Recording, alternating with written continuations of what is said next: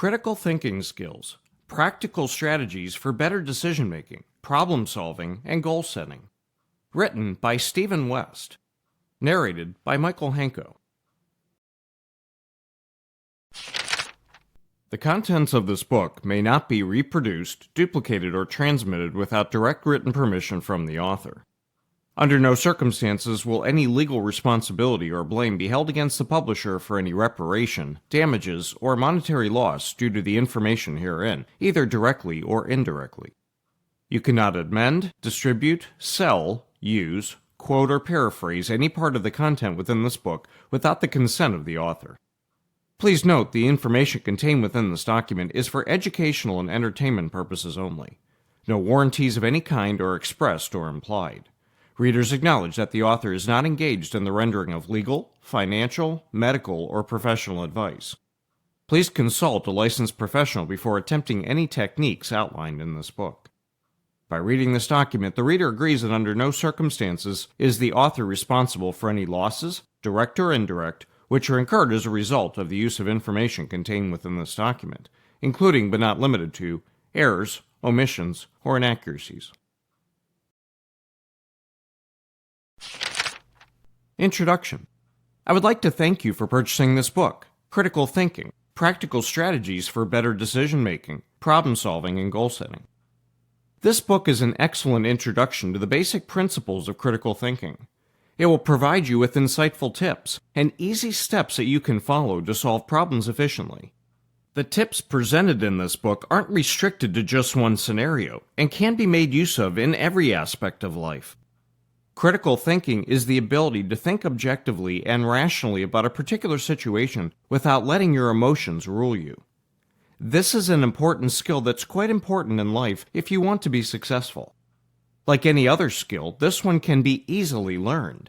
All it needs is a little bit of practice and patience. In this book, you will learn about critical thinking, the skills essential for critical thinking, strategies for better decision-making, and tips for problem-solving, and the strategies needed for setting goals. The tips and various strategies mentioned in this book are not only easy to understand, but can be followed quite easily as well. Let's get started without any further ado.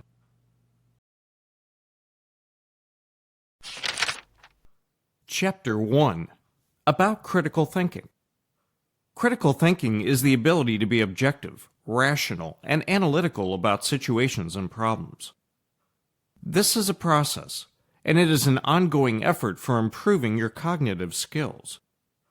The ability for critical thinking varies significantly from one individual to another, but it can be developed with some help and effort. The first area that you should explore will be your cognitive process to help you in understanding how you tend to err. Critical thinking can be traced back to ancient Greece, to the times of Socrates. The popular Socratic method of thinking encourages the students to question something before accepting it as it is. This is still considered to be an excellent tool for facilitating critical thinking. The principles of critical thinking offer suggestions for improving your cognitive abilities by questioning the goals and purposes, key concepts, core ideas, the nature of a problem you are faced with, whether you have sufficient information or not, the alternative interpretations at your disposal, checking if any unwarranted assumptions exist, the implications of a particular solution, and alternative views. No one is capable of acting objectively and rationally all the time. Human beings are inherently selfish. Who doesn't like to gossip, boast, exaggerate, or even equivocate? It is nothing but human to want to validate our prior knowledge, to want to vindicate all our previous decisions, or to wish to sustain all our beliefs. In our bid to satiate our egos, we tend to forego intellectual growth as well as opportunities. You might not always want to apply the principles of critical thinking to your life, but it is essential to have these skills in your arsenal. Characteristics of critical thinkers. Critical thinking is made up of different skills, and its main features are as follows. Rationality. You can say you are rational when you rely on reason and not emotion when you need evidence, and you consider that before concluding, and you want to find the best explanation possible instead of just accepting whatever is given to you. Self-awareness. You are thinking critically when you start weighing the influence your motives and bias have on the way you function, and acknowledge your assumptions, perspectives, and prejudices. Honesty. You can think critically once you have gained the ability to recognize your emotional impulses, your motivations, or any other illusions you might have about yourself. Open-mindedness. Your ability to be reasonable while evaluating inferences, of taking into consideration multiple points of views and perspectives, of being an option towards alternative interpretations, of accepting an explanation that is well suited for accepting new priorities, and of being tolerant towards yourself and others makes you open-minded. Discipline. Being disciplined means being able to resist irrational temptations, avoid manipulations, think clearly, avoid jumping to conclusions, and be meticulous and comprehensive while functioning. Judgment. You will start thinking critically when you avoid being judgmental and start being rational while taking into consideration the evidence or perspectives available before forming an opinion. Benefits of critical thinking. Approach. Critical thinking helps in increasing your awareness of the different methods that you can make use of when it comes to problem solving, and assists in assessing each of these approaches critically. Instead of relying blindly on a standard or uniform method of problem solving, you will be able to identify other approaches and improve your chances of success as well. Saves time. It will help you in differentiating between relevant and irrelevant information. It also helps in prioritizing the resources and time available to you. Appreciation for different worldviews. Critical thinking will help you in empathizing with others and in seeing the usual norms without judging. It helps you in developing a tolerance for others and their views. Better communication. Critical thinking will help you in analyzing and building evidence for any premise that's given, and therefore it will help you in becoming a better communicator.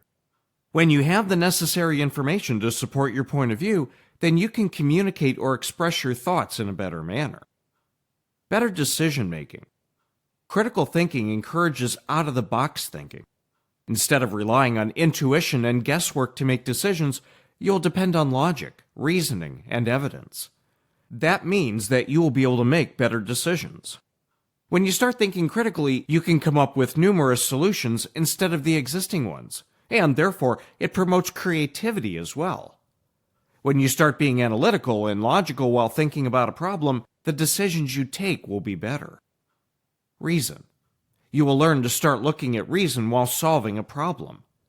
Two types of reasoning, inductive and deductive, are made use of.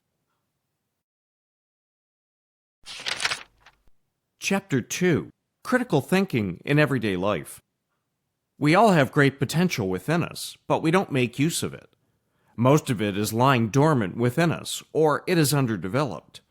Any improvement in thinking cannot take place if there is no conscious commitment towards learning.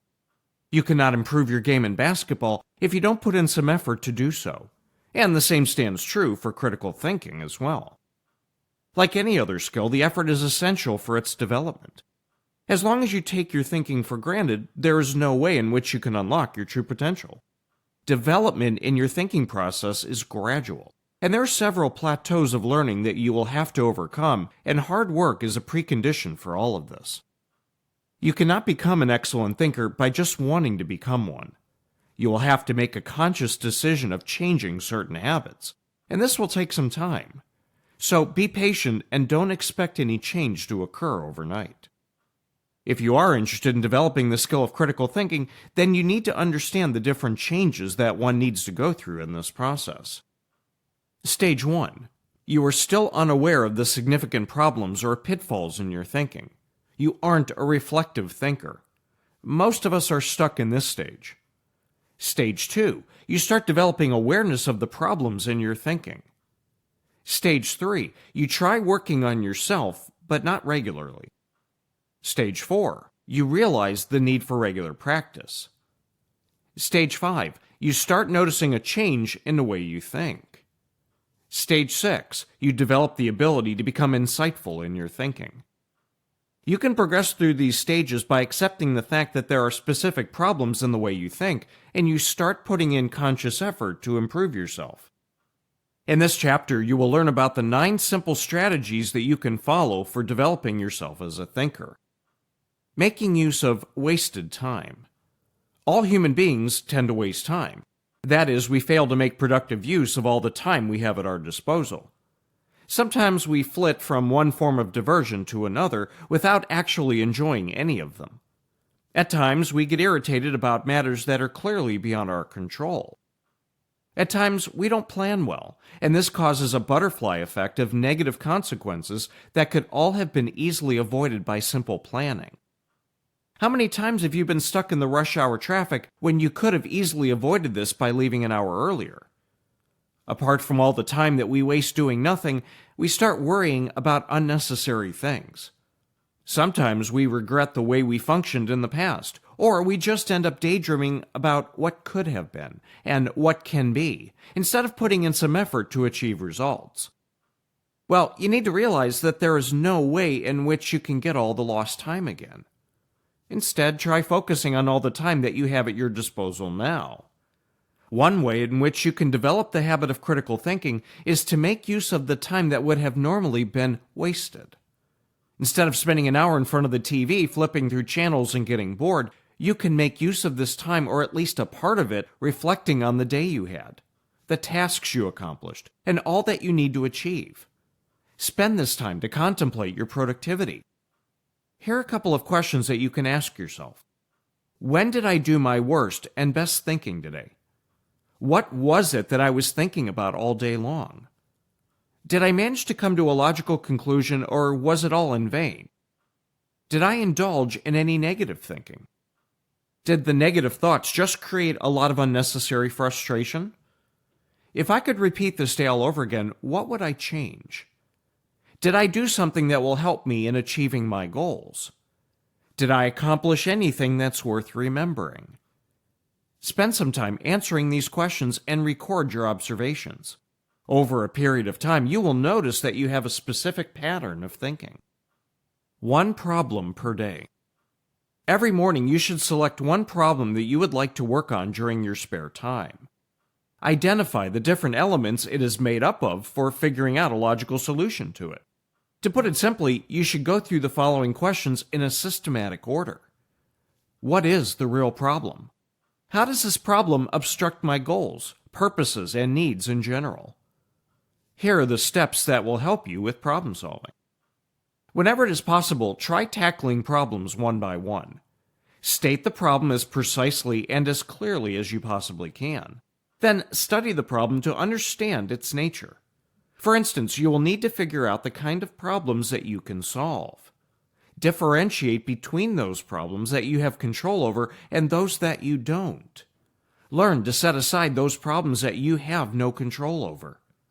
Think of the information that you will need and actively start looking for the same. Analyze and interpret the information you gather and draw reasonable conclusions from it. Think of the different options you have, long-term and short-term solutions. Once you know the options that are available, the next step is to evaluate all the pros and cons each of these options offer. Select an approach and follow it.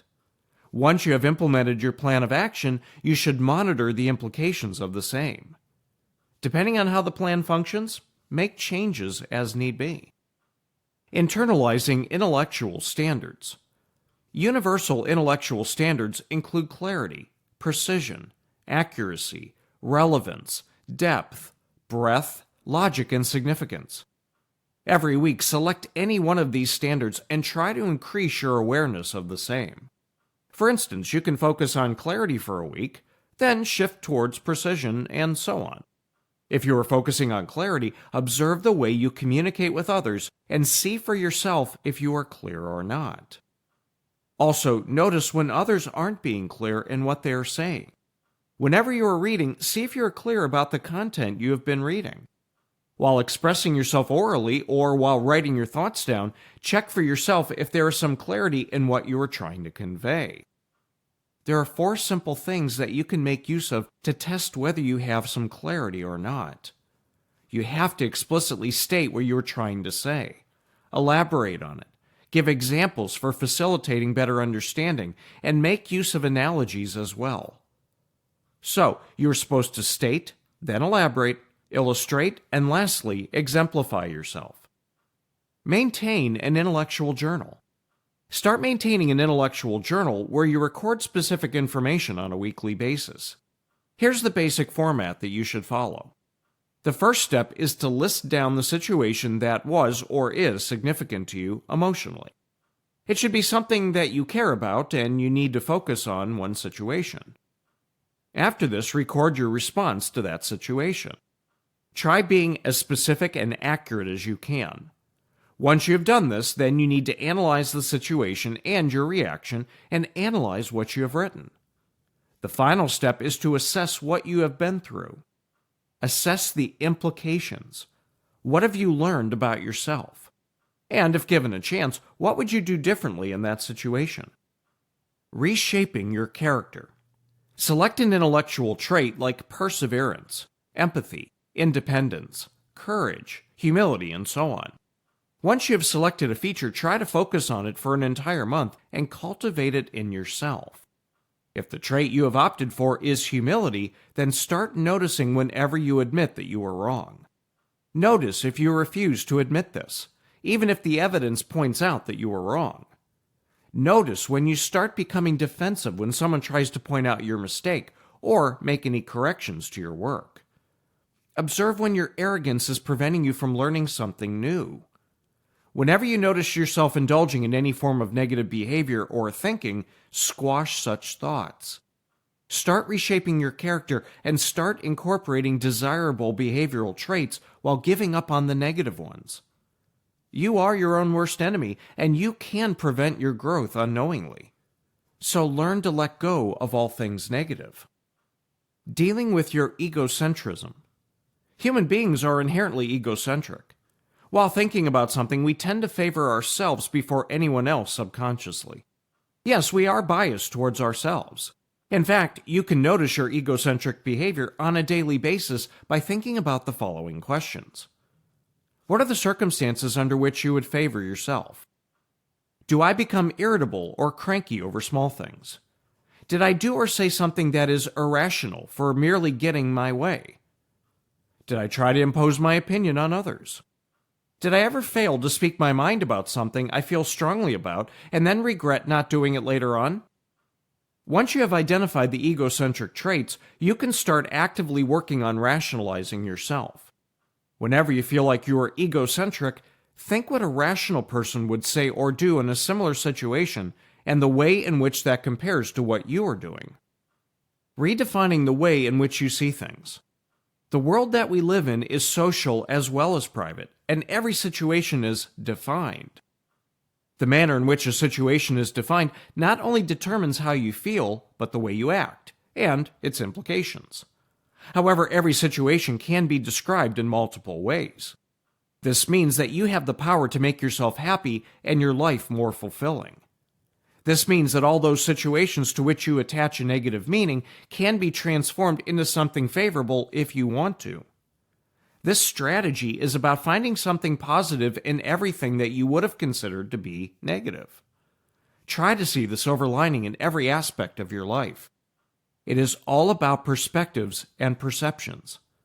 If you think that something is positive, then you will feel good about it, and if you think it's negative, then you will naturally harbor negative feelings towards it. Get in touch with your emotions. Whenever you start feeling some negative emotion, ask yourself the following. What line of thinking has led to this emotion? For instance, if you are angry, then ask yourself, what were you thinking about that caused the anger you were feeling? What are the other ways in which I can view this situation? Every situation seems different depending on your perspective. A negative aspect makes everything seem dull and bleak.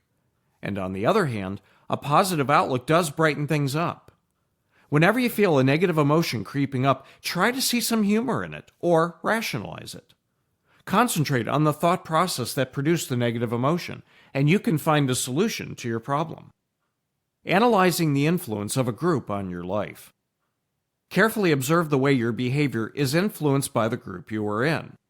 For instance, any group would have specific unwritten rules of conduct that all the members follow. There will be some form of conformity that will be enforced. Check for yourself how much this influences you and the manner in which it impacts you. Check if you are bowing too much to the pressure that is being exerted, and if you are doing something just because others expect it of you. You don't have to start practicing all the steps at once. Start out slowly and try following as many as you can. Initially, you will need to put in the conscious effort for critical thinking, and over a period, these skills will come naturally to you. Chapter 3. Better Decision Making. Do you think you are a decisive person? Well, if you say yes immediately, then you are. However, if the answer is, I don't know, then you probably aren't. Not many people fall into the former category. There are some who are better at decision-making than others. Then there are some who can make the right decision easily when compared to others. And then there are those who need a little help in this department. Regardless of the category that you fall into, decision-making is a skill that comes in handy in every aspect of life. Being able to make right decisions is crucial if you want to succeed in life. Being able to make decisions quickly is equally important. We always have different options, and knowing how to select one can have a severe impact on your life. In this chapter, you will learn about the 6 various steps that you can make use of for making better decisions. Don't try to be a perfectionist. Stop trying to be a perfectionist. There's nothing wrong with wanting to do your best. However, you need to know when it is the right time to stop. It doesn't mean that you should settle for less if it isn't the best. It simply means that you should set criteria and stick to it. A perfectionist always thinks, maybe I can do better than this, and keeps gathering information instead of acting. There will always be a different way in which you can improve upon your action. However, you will never know if you don't try. A perfectionist hesitates while taking the first step, and this can be a significant deterrent when it comes to decision-making. A perfectionist always believes that there are only 2 possible outcomes in any given situation, either success or failure. This isn't how the world works. It's great that you want to be good at something, but it is equally important to understand where to draw the line as well.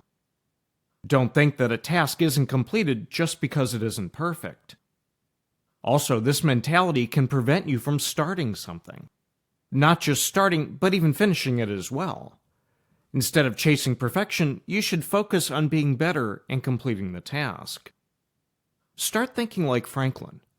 Franklin used to make use of a method he referred to as moral algebra whenever he had to make a decision. This is a very simple yet useful technique that can help you in making decisions. Take a piece of paper and fold it in half. On one half of it, list down the pros, and on the other, write down the cons. Think about it for a while, and then start listing down these things. Once you have listed everything out, strike off a pro and con that are of equal weightage. In the end, whatever is left will help you to find a solution and assist you in making a decision. Listen to your gut. We all have an inner voice that tries helping us in deciding what is right and wrong. However, more often than not, we tend to ignore the inner voice. We ignore it so much that it starts becoming feeble. We are all born with an instinctual compass that can help us determine what the best course of action is for us. This compass is your conscience. Whenever you think you're doing something wrong, don't you feel a sinking sensation in your gut that tells you something is amiss? Learn to listen to your gut. If you have a bad feeling about something, then it probably is bad. Your intuition can guide you through a difficult decision. Just learn to listen to it. In our process of growing up, we often tend to ignore our intuition because of what others say and do. Understanding cognitive bias. Perhaps one of the most cliched questions that a therapist will ask their patient is to tell me more about your childhood. Human beings collect their experiences. Depending on whether a particular incident or situation is positive or negative, our minds start creating biases. For instance, if you were ever mugged on a specific street, it is very likely that you will try to avoid that street in the future.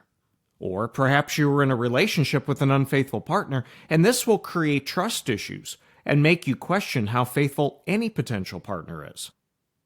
These are instances of negative cognitive bias that your brain develops. Such biases can have a lasting impact on your ability to decide. In the same sense, your brain can favor certain things just because of the positive experience you might have had while growing up. Bias can impair your sense of decision-making and prevent you from thinking rationally. Choosing your timing wisely. You should be mindful of the time when you are deciding as well. For instance, it isn't advisable that you make a big decision after an argument with your partner. This is bound to affect your ability to think clearly, and you will end up doing something impulsively. We often tend to make decisions when we aren't in the right frame of mind. When you are feeling angry, it is likely that you will end up doing something rashly without thinking things through and without thinking about the repercussions of your actions. Always make decisions when your mind isn't foggy. However, spending too much time thinking or overanalyzing is a dangerous thing as well. When in a bad mood, don't make a quick decision. Sleep on it or spend time to think it through. Decide on things that are important. Regardless of your age or profession, you will be faced with numerous decisions every day. However, not every decision needs to be given the same weight. For instance, having to decide the theme for a project needs to be given more weight than the choosing what you have for your next meal. Learn to differentiate between the decisions that are important and the ones that aren't. You obviously shouldn't spend the same amount of time trying to research about a particular lawn fertilizer when compared to learning about a specific health condition. Learn to prioritize your tasks and spend more time while deciding something of significance. When you learn to prioritize your ability to make decisions, you can divert most of your energy towards things that are worth something. There are some who are naturally good decision makers, some who like surrounding themselves with good decision makers, and others who aren't that good at it. Well, like any other skill, even this can be acquired and developed. Follow the simple strategies mentioned in this chapter for making better decisions.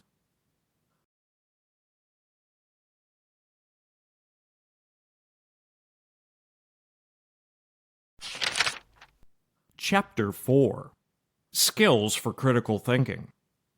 Has anyone ever told you that critical thinking skills are essential to create a successful career for yourself? It is very likely that you will have heard this before. But do you know anything about the skills that you should develop to do this? If you start looking for critical thinking skills online, you will find more than 1 million results that provide different information. Well, that's not helpful, is it? You don't have to worry about that anymore. In this chapter, you will learn about the 6 actionable steps that you can take for developing your critical thinking skills. Interpretation. This not only includes the ability to understand the information that you have been presented with, but also includes your ability to be able to communicate its meaning to others. You will find yourself in different situations where you will need to make use of this critical skill. Interpretational skills will help you in getting a better understanding of the information that you have been presented with, and it also helps in decoding the same. Doing this will provide you some clarity. Application exercise. Make a list of 10 facial expressions that can be equated to different emotions. For instance, a smile means happiness, a frown can mean confusion, and so on. Try analyzing the different emotions you can gauge by looking at someone else's expressions. Analysis. Being able to connect the different pieces of information that you have been provided with and determining the intended meaning of the same is known as analysis. This skill lends its user the ability to read between the lines and will help you in understanding the actual meaning of something. Analysis is an easy skill to acquire, but it does take a while to master. Application exercise. If you are interested in starting to practice this skill, then try to understand the meaning of this Chinese proverb. Be the first to the field and the last to the couch. Did you understand what this proverb is trying to convey? We will obviously all have a different interpretation, but this proverb is essentially talking about hard work. Inference. The ability to conclude by understanding and recognizing the different elements that you are presented with is known as inference. Well, most people tend to jump to a conclusion without taking into consideration all the information that is available. Doing this will lead to faulty assumptions, and in turn, it can affect your ability to take decisions. Think of a scenario where you are the business manager, and you are looking at the sales forecast. You notice that the sales have dropped. It is essential that you can take into consideration other additional information to determine the exact reason for the decrease in sales. There can be internal and external issues that led to the decline in the sales. Application exercise. Select a crime show and watch one episode per week. Notice and observe the different clues that they drop and see if you can figure out on your own who the culprit is before the end of the show. This will help you with your inferential skills. Evaluation. This refers to the skill of being able to evaluate the credibility of a statement or the information that you have been presented. This skill comes in handy when you have measured the validity of the information on hand. Application exercise. There is a very easy way in which you can hone this skill. Just open your laptop and search for tests for evaluation skills, and voila! You will have plenty of tests to choose from, and this will help you in developing your evaluation skills. Explanation. Explanation is the skill of being able to restate the information in such a way that it adds clarity and perspective to it. This is needed so that information can be adequately understood. For instance, think of a scenario where you have to give two presentations about a new product idea, one for the board of directors of the company and the other to the product engineers. Both the parties will be keen on listening to what you have to say. However, the way you present the information before these two groups will be significantly different. The board will probably be interested in only the high-level idea, whereas the team of product engineers will be interested in learning about the specific details of the product. Your ability to explain your idea while taking into consideration the audience you are presenting to is quintessential to make sure that the information is not just well received, but is understood as well. A really simple way in which you can hone this skill is by explaining a rather complicated concept to two different people. You can use your kids and your spouse for this. The way you explain a particular concept to your spouse will be different from the way in which you will explain it to your children. The goal is quite simple. The audience should understand what you are saying. Self-regulation. This refers to having an awareness of your thinking process and the elements that you make use of for finding the results that you did. Well, think of a scenario where you are on a call with a customer and are trying to help the customer fix a problem with the company's software that they are using. Also, this is your first week at the job. The problem that you are trying to rectify is a difficult one, but you want to assist the customer in making a good impression. Well, the ideal thing to do is to transfer that call to a coworker with prior experience in the same, and this will help the customer obtain the best results. This is about learning to differentiate between your personal biases while making a decision related to your work. Don't let your self-interest hinder your ability to decide what is best for your work. Well, these skills can be cultivated quite easily, but if you want to master them, then you will need to put in considerable time and effort for doing the same. Chapter 5. Problem-Solving Technique. In this chapter, you will learn about the 7-step problem-solving technique that you can use in your personal and your professional lives for diffusing any problem or hurdle that you come across. Have you ever been in a situation where you thought to yourself, I wish I didn't jump to that conclusion so quickly?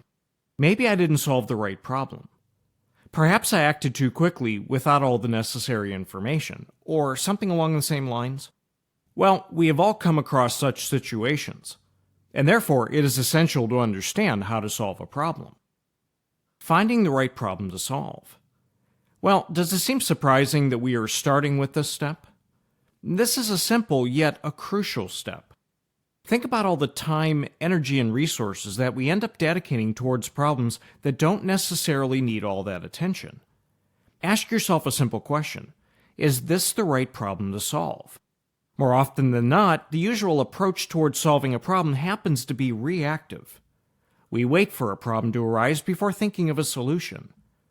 The first step towards practical problem solving is that you should start being proactive.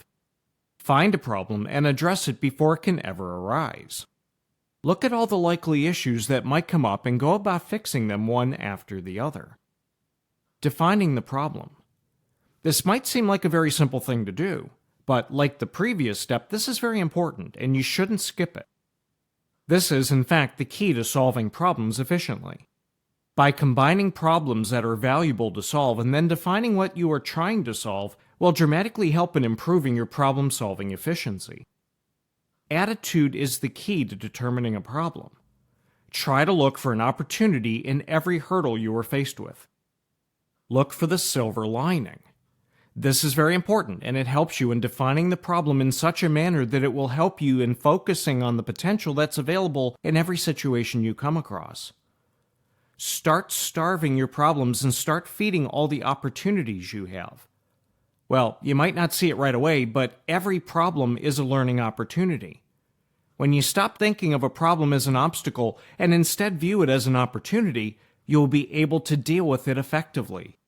So try framing your problem with a positive attitude, and it will not seem dreadful anymore. Analyzing the problem. Analysis comprises of the process of discovering facts and finding out all the relevant information about the situation that you are in. You can even make a checklist of different bits of information that you will require, and then go about collecting the same. You will need to dig deep and try to analyze what the problem is and isn't. A critical aspect of this step is to make sure that you involve the right people.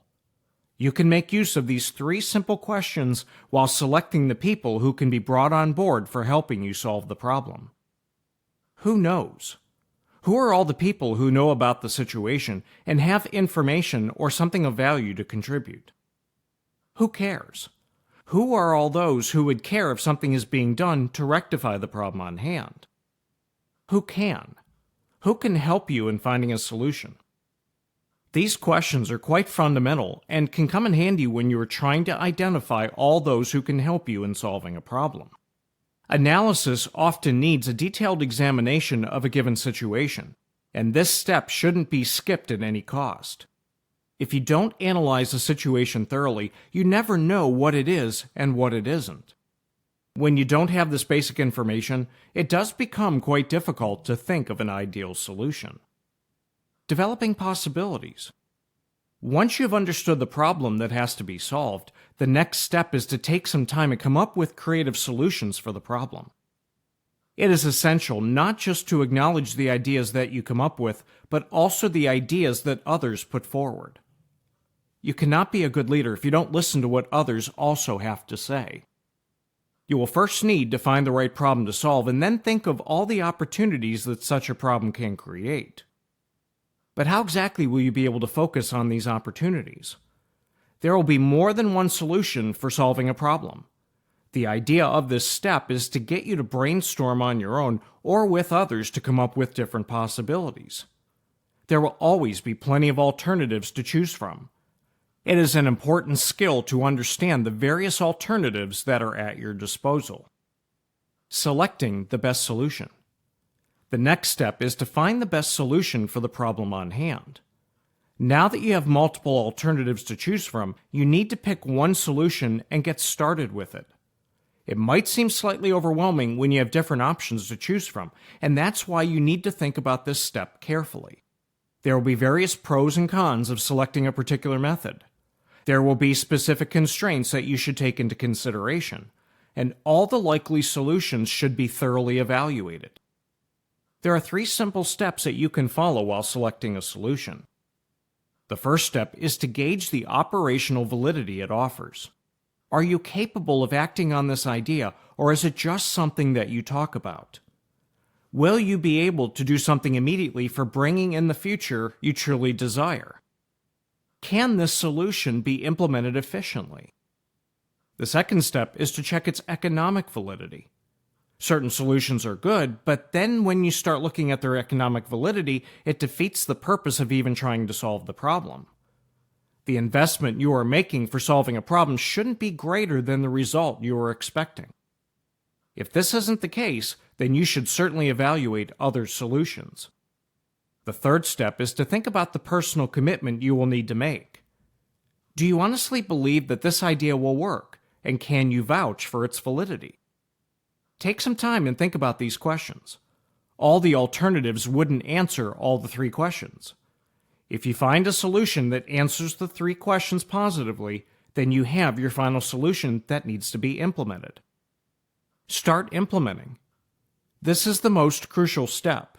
If you don't execute an idea, then there is no point in even thinking about solving a problem.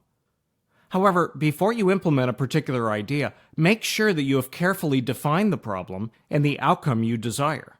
The problem has been thoroughly analyzed, all the information that you will need is at your disposal, and you have indeed opted for the best course of action that's available to you. If the idea you have zeroed in on doesn't answer any of the above points in the affirmative, then retrace your steps and make the necessary changes. Evaluate and learn.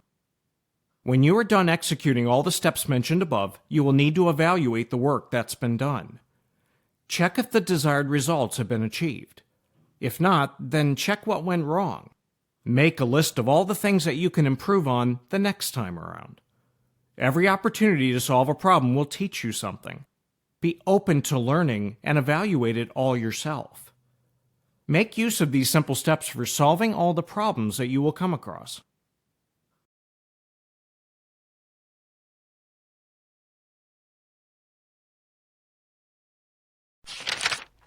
Chapter 6. Setting Goals. Well, who doesn't want to live his or her best life?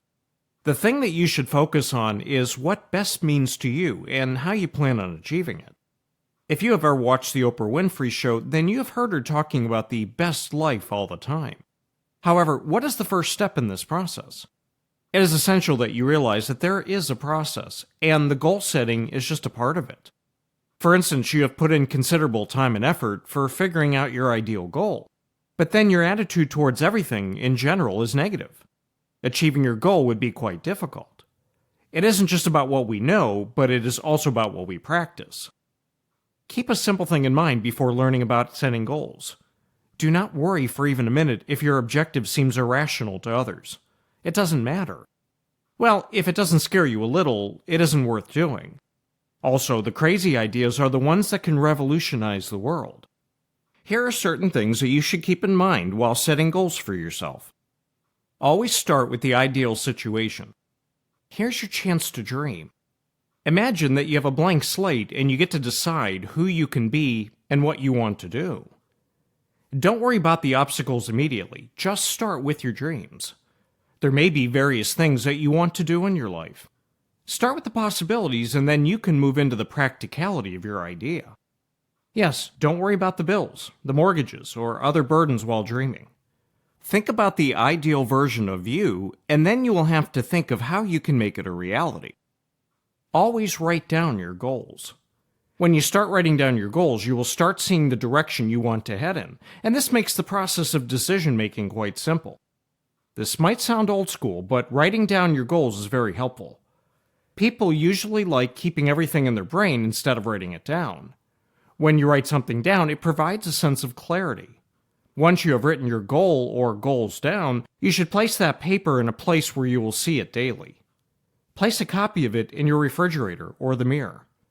This will act as a reminder and will encourage you to think about your goal. This form of repeated exposure helps in focusing your conscious and subconscious mind on what you want to achieve. Determine its importance. You need to be clear when it comes to setting your goals. Why is the goal essential for you? Is it important because your family wants you to do it, or because you want to? Your goals shouldn't be the should-be ones. Well, there are plenty of things that you should be doing according to others and the society that we live in. Instead, think about the things that you want to do. For instance, your goal is to lose weight. Now, why is this important to you? Will you take the necessary steps and make the sacrifices required to attain this goal? We often have to make difficult choices while setting goals. That is part of the process, so you will need to prioritize. The primary question that you should be able to answer is whether you will feel a sense of achievement when you achieve the goal or not. For instance, you might have the goal to become the best business in your niche market. But if you want to stay connected to your child and coach your child's softball team, achieving your business goal might or might not leave you feeling satisfied.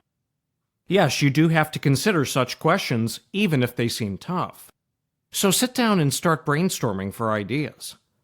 Don't worry about what you were writing. Just write everything down that pops into your mind. Here are a couple questions that you can ask yourself for figuring out what matters the most to you. What would I do if I only have 6 months left to live? What would I do if I never had to worry about my finances? What would I do if I knew that I would never fail? Once you've answered these questions, sleep on it for 24 hours. Come back after a day and see how you feel about the things that you have written down. Whatever still makes sense to you should be left as it is, and now you have a goal to work towards. Your goals should add some meaning to your life. Your goals should never be vague. A vague goal can derail you faster than anything else. If you want to become a better basketball player, exercise frequently, or become a better leader, then your goal needs to be certain. Announce your goal and be honest with yourself about whether it lends a sense of clarity or not. Once your goal is clear, then you need to make sure that it is something that you care about and not what others around you care about. Many goals might seem specific, but they in fact are quite vague. For instance, a goal that says getting in shape doesn't make specific if you want to lower your cholesterol levels, reduce weight, improve your stamina, or run a marathon. Getting in shape is vague. Instead, a goal that says I want to lose 15 pounds in 3 months is a specific goal. Building business is an example of a vague goal along with spending more time with friends.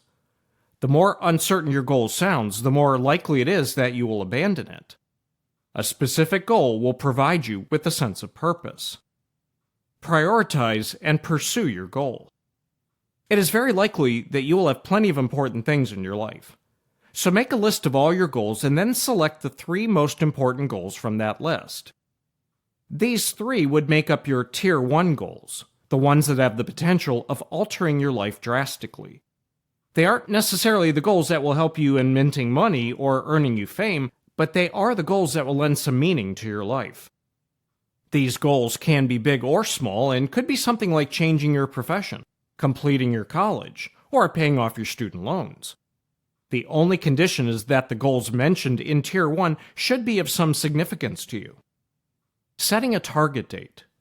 This is one of the toughest steps, but you need to do it. Listing down a specific goal is just one step, but that doesn't mean anything if you don't create a deadline for yourself.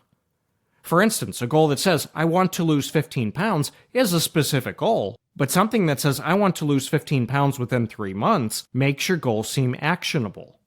It gives you a target to work with. When you don't set a deadline for yourself, it is very likely that you will end up procrastinating. Procrastinating is a fundamental human tendency, and without a target, you wouldn't achieve your target. And not just that, having a target also allows you to measure your progress and adjust the pace at which you are going. Taking small steps. You don't need to do everything at once.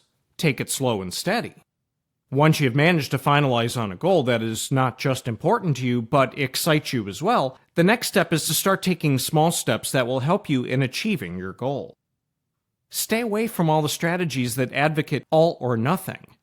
For instance, you want to start your own business, then a simple step that you can take is registering your domain name or even ordering business cards. One small step a day can help you in achieving excellent results. Achieving your goals is a process and not magic, so it does take a while. You can create a one-step-a-day rule for yourself. This means that every day you will be doing something, regardless of how small or significant it is, that will help you in achieving your goals. However, give yourself a couple of off days as well. There are bound to be some days in which you haven't managed to do anything, or you honestly didn't have the time to do anything. It's okay, and don't be too hard on yourself. Every day offers you a new opportunity, so go ahead and grab it. Less is more. The more goals that you have, the less time and energy you will have at your disposal for each one. So it would be wise to limit the number of goals that you have set for yourself.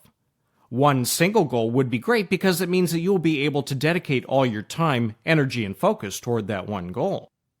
Every aspect of your life, like health, career, education, and so on, can be goal-oriented, but you will indeed be spreading yourself too thin if you try this approach.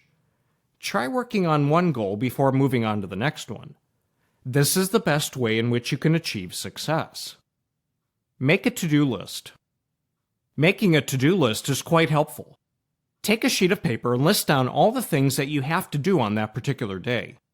You can either do this as soon as you wake up in the morning, or you can make your to-do list on the previous night before going to bed. So when you wake up in the morning, you will have a sense of direction, and you will know what needs to be accomplished by the end of the day. A to-do list also helps in relieving your anxiety about a particular task. A to-do list is convenient, and it will help in making sure that you don't forget anything. For instance, if you have got to spend about 3 hours attending meetings and have got 8 hours of work after that, then it is unlikely that you will be able to get everything done. A to-do list will merely tell you the number of things that you will need to get done, but it won't tell you the number of hours you've got for completing those tasks. If you want your to-do list to be of some value, then you will need to make sure that you have allocated your time for different things. When you have assigned your time for various tasks, then you will realize the tasks that are feasible and the ones that aren't. By doing this, you will be able to prioritize your day and get started with the tasks that are a priority and leave the rest for later. Setting goals will not do you any good if you don't monitor your progress. Keep an eye on your performance and see what you have done so far in the day.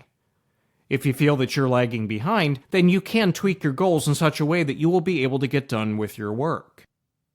Option to go public or staying private. Well, do you want to tell others about the goals you have set for yourself? The answer to this question depends on whether the added pressure will help you or just hinder your progress.